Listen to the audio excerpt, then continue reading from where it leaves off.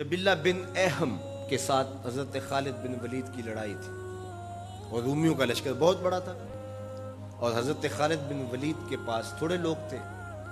लेकिन हुआ ऐसा कि हज़रत खालिद बिन वलीद जिस जंग में भी गए हैं फतह के परचम गाड़ के आए, लेकिन ये पहली जंग थी कि जिसमें उनका पल्ला भारी दिखाई दे रहा था और इनके कदम उखड़ रहे थे।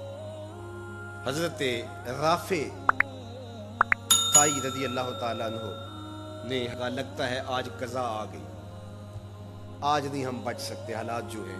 हज़रत खालिद बिन वलीद कहने लगे, हाँ मुझे भी यही लगता है कि कज़ा आज आई ही आई। उधर हुजूर अलैहिस्सलाम हज़रत अबू उबैदा रज़ी अल्लाह ताला अन्हो को ख्वाब में मिले और वो अपने घर में सोए हुए थे मदीनतुल मुनव्वरा में। कहा, अल्लाह का शेर मुश्किल में फंसा हुआ है और तुम सोए हुए हो।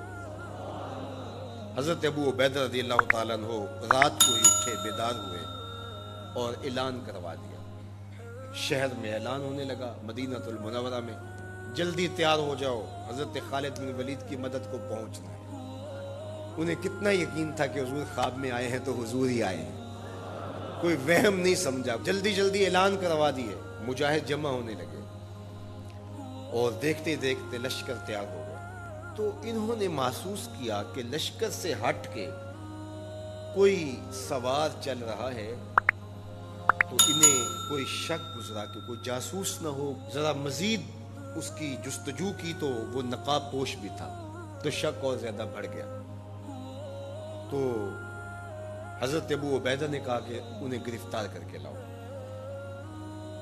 ये जासूस है, कौन है, हम इसकी तफ्तीश तो करें। तो खैर उन्होंने घेर लिया उनको, उनके घोड़े को अबू उबैदा के करीब ले आए।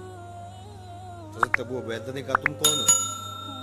उन्होंने थोड़ा सा करीब होकर कहा कि मैं खालिद बिन वलीद की बीवी उम्मे तमीम हूँ। जब आपने ऐलान किया कि खालिद मुश्किल में है तो मैं परेशान हो गई कि अल्लाह का शेर तो कभी मुश्किल में आया नहीं था, आज क्या हुआ?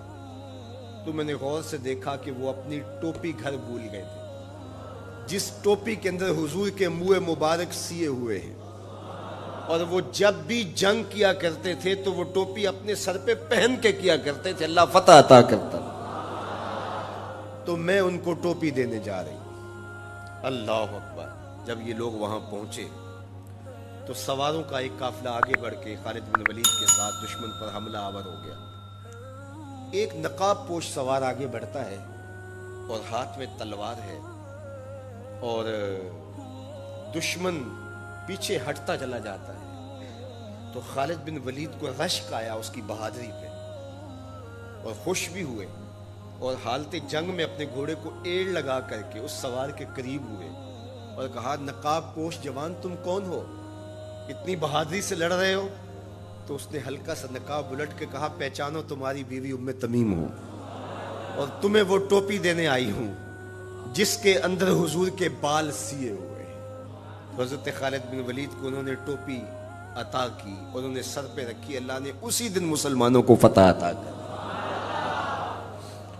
ये हुजूर अलैहिस्सलातु वस्सलाम के बालों की बरकत थी। हज़रत उम्मे सलमा रज़ी अल्लाह ताला अन्हा के पास, ज़ौजे रसूल सल्लल्लाहु अलैहि वसल्लम के पास हुजूर के मुबारक बाल थे।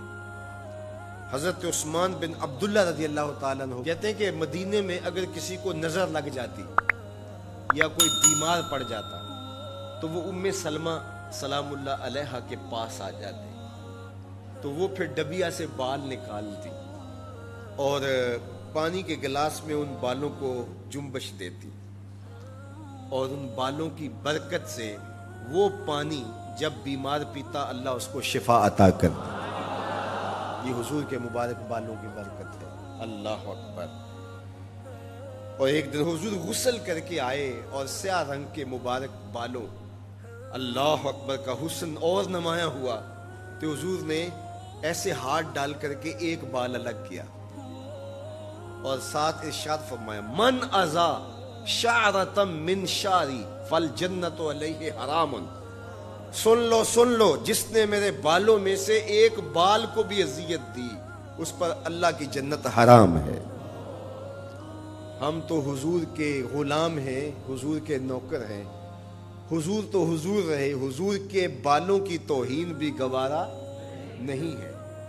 اقبال کہا کرتے تھے لوگ باتیں کرتے ہیں، ہم تو یہ بھی گوارا نہیں کرتے کہ کوئی کہے تیرے پیغمبر کے کپڑے میلے تھے، ہم تو یہ بھی گوارا نہیں کرتے۔ مغرب اس کیفیت کو سمجھتا نہیں ہے، اور وہ سمجھتا ہے کہ شاید ان حرکتوں سے میں مسلمانوں کے دلوں سے ان کے پیغمبر کی عظمت کو چھین لوں گا، نکال دوں گا، لیکن اسے بھول ہو گئی ہے۔ یہ ہزار گناہگار سہی، بدکار اور سیاکار سہی، دنیا دار سہی، یہ کاروباری سہی، لیکن جب اپنے دل کا سودا کرنے کی باری آئے تو مدینے کی گلی میں کرتے ہیں، اور سب کچھ لٹانے کے بعد بھی کہتے ہیں حق تو یہ تھا کہ حق ادا نہ ہوا۔